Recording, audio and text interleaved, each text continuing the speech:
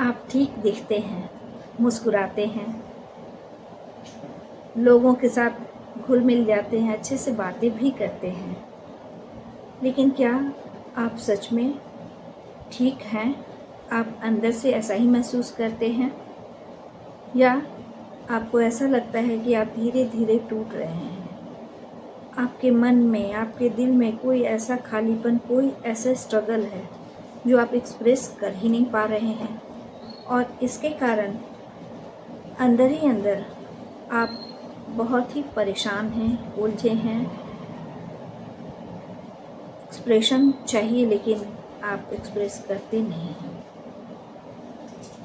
आज हम बात करेंगे हिडन मेंटल प्रॉब्लम की, जो दिखती नहीं लेकिन अंदर से इंसान को झकझोर देती है, और अगर सही समय पर या समय रहते इसके लिए हम कुछ करें नहीं तो संभव है आगे चलकर गंभीर मानसिक समस्या में ये तब्दील हो जाए। नमस्कार, मैं डॉक्टर ऋचा पाठक और आप देख रहे हैं पॉजिटिव हेल्थ सेंटर, जहां हम हमेशा मेंटल हेल्थ के विषय में बातें करते हैं और आपको बहुत सारी समस्याओं से रूबरू कराते हैं जिस विषय में या तो आपको पता नहीं होता है या जानकर भी आप अनभिज्ञ बने होते हैं, या बहुत कॉमन सी समस्या जिससे सब लोग जूझ रहे हैं। तो आज जो हमारी चर्चा का विषय है, जैसा कि मैंने अभी बताया, हिडन मेंटल प्रॉब्लम, यानी ऐसी मानसिक समस्याएं जो छिपी हुई हैं। ये किससे छिपी हुई हैं? बाहरी लोगों से या खुद आपसे? यही तो जानना है। तो अगर ये क्या बातें होंगी ये जानना चाहते हैं तो अंत तक इस वीडियो को देखिए। और ये इस सीरीज का पहला वीडियो है। मैं लगातार इस विषय पर 4 वीडियो बनाऊंगी, चारों को देखेंगे तो आपका कॉन्सेप्ट और भी अच्छा होगा। तो ये पहला वीडियो है। हम सबसे पहले जानेंगे कि क्या है हिडन मेंटल प्रॉब्लम। अक्सर लोग मानसिक समस्या के विषय में कुछ पूर्वाग्रह से ग्रस्त होते हैं, यानी मानसिक समस्या या मेंटल प्रॉब्लम का मतलब वो सोचते हैं कोई चीख रहा है, चिल्ला रहा है, रोड पर भाग रहा है, लोग उसको पत्थर मार रहे हैं, वो पैनिक कर रहा है, वो अजीबोगरीब हरकतें कर रहा है, वो अजीबोगरीब वेशभूषा में है। जबकि हमेशा ये सिचुएशन नहीं होती है।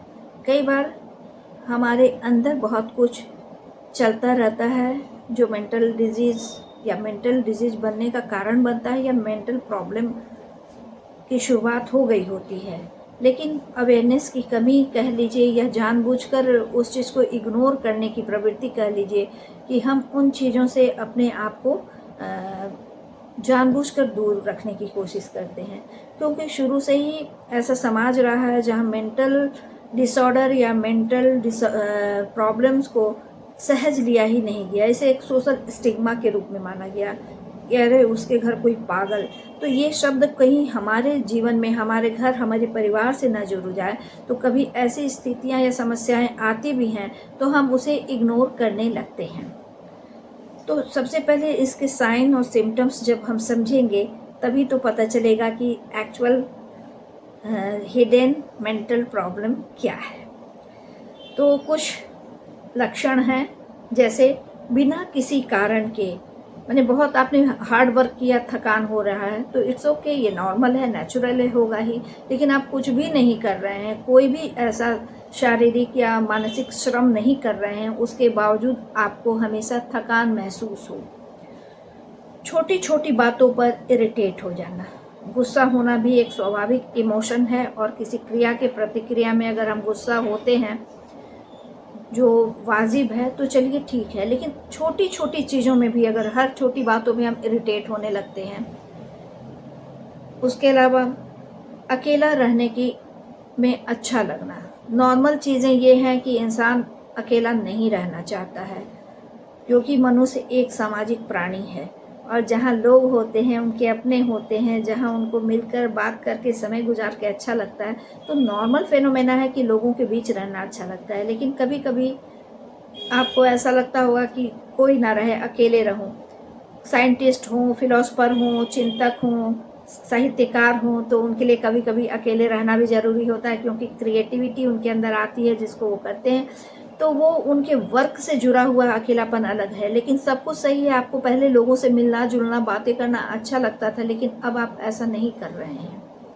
आपको बिल्कुल अच्छा ना लगे, आप चाहें अधिक से अधिक समय अकेले ही रहें, लोगों से बात करने का मन ही नहीं करना, और अवॉइड करना वो सारे सिचुएशंस जहां लोगों से मिलने या बात करने की स्थिति रहती है।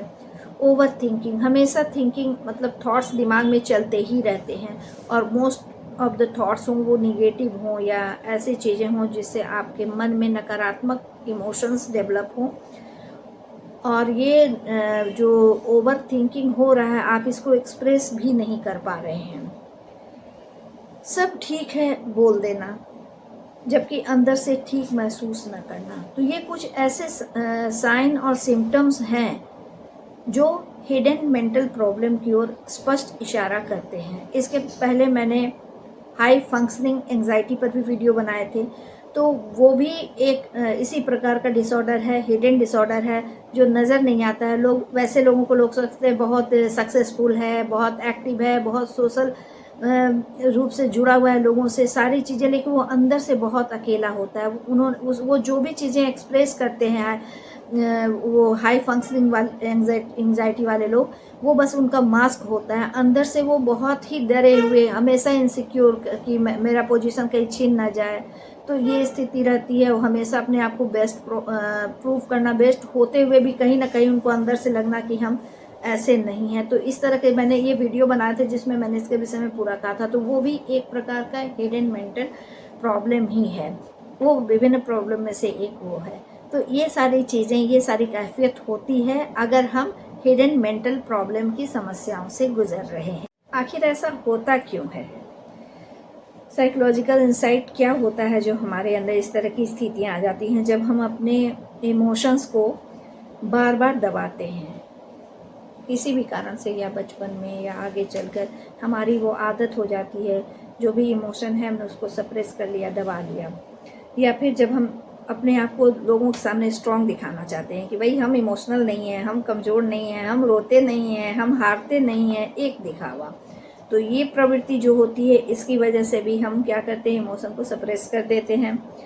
इससे क्या होता है, हमारा माइंड जो है वो धीरे धीरे ओवरलोड होना शुरू हो जाता है इस तरह की निगेटिविटी से, ऐसे थॉट्स से, ऐसे इमोशंस से, और फिर ये जो है प्रॉब्लम जो है क्वाइटली डेवलप होना शुरू करता है, और जिसे हम लगातार इग्नोर करते चले जाते हैं, और इस इग्नोरेंस का नतीजा आगे चलकर मेंटल प्रॉब्लम का होना निश्चित होता है।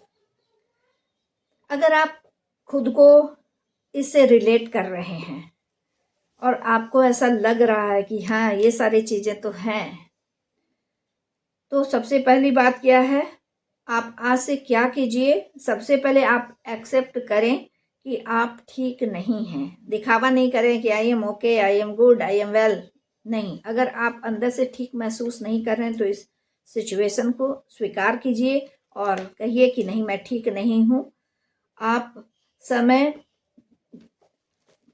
जो है उसमें आप सही समय पर जो आप इन इमोशंस को, इन सारी चीज़ों को के प्रति अवेयर हो जाएंगे और आप गलत दिखावा में नहीं रहेंगे, तो ये आपकी सिचुएशन को बदतर होने से बचाती है। दूसरा है, अपनी फीलिंग्स जो है आप उसको एक्सप्रेस करें। जो मैंने कहा ना कि कुछ लोग, मैं कमज़ोर नहीं हूँ, मैं हर चीज़ को अच्छे से कर लेता हूँ, मैनेज हो जाता है, इस चक्कर में वो अपने इमोशंस को जो है सप्रेस करने लगते हैं। तो सप्रेस नहीं कीजिए, इमोशन एक्सप्रेस करने के लिए होता है। चाहे आप लिख कर कीजिए, जर्नलिंग करिए, या कोई आपका बहुत ट्रस्टेड पर्सन है उससे खुलकर अपने दिल की बातें कीजिए। अगर आप साहित्यकार हैं तो कविताएं, कहानियां लिख डालिए, लेकिन वो आपके इमोशंस जो हैं वो निकलने चाहिए, वो बहुत ज़रूरी है। तीसरा है, खुद को रेस्ट दें। तन को तो हम लोग रोज रेस्ट देते हैं कि सुबह से उठे, काम किए और रात में हम सोने चले गए। अब भले ही हम ठीक से सो पाएं या ना सो पाएं, लेकिन मन को रेस्ट देने की प्रवृत्ति आम तौर पे लोगों में नहीं होती है। मन को रेस्ट देने के लिए सबसे अच्छा तरीका होता है ध्यान और मेडिटेशन जो आपके दिमाग को काम करता है, कूल करता है, रेस्ट देता है। तो हम ये सारी चीज़ें नहीं करते, निगेटिव थॉट से बाहर निकालता है। तो अपने आप को आप और जब आप रेस्ट दीजिए तो उसके लिए गिल्ट फील नहीं कीजिए कि आप कोई गलत काम नहीं कर रहे हैं। आप अपने फिजिकल रेस्ट के साथ साथ आपको मेंटल रेस्ट करना भी उतना ही ज़रूरी है। अदरवाइज ना सही डिसीजन ले पाएंगे, नहीं ना ही कंसंट्रेट कर पाएंगे और बहुत तरह के साइकोलॉजिकल प्रॉब्लम्स आपके अंदर आ सकते हैं। याद रखिए, जो दर्द दिखता नहीं वो सबसे गहरा दर्द होता है और इसको हम लोग इग्नोर कर करके उस घाव को और भी गहरा करते चले जाते हैं। अगर आपको कभी आपको ऐसा लगा हो या आपने ऐसा फील किया हो कि आपके साथ भी कुछ ऐसी स्थितियां हैं, आप भी ऐसी फीलिंग से गुजर गए हैं या कोई आपके अपने के साथ ऐसा है, तो कमेंट में यस ज़रूर लिखिए और इस वीडियो को उन लोगों तक ज़रूर पहुंचाइए जिनको सच में इसकी ज़रूरत है। वो बाहर से दिख तो रहे हैं कि सब कुछ बढ़िया है, ऑल इज़ वेल, लेकिन अंदर से उन्हें तकलीफ है, उन्हें समस्याएं हैं। तो अंदर से जो उनका स्ट्रगल चल रहा है उसका अंत होना चाहिए। मैं हूँ डॉक्टर ऋचा पाठक, आपके मेंटल हेल्थ के साथ हमेशा आपके साथ रहती हूँ। Take care of your mind. Thank you.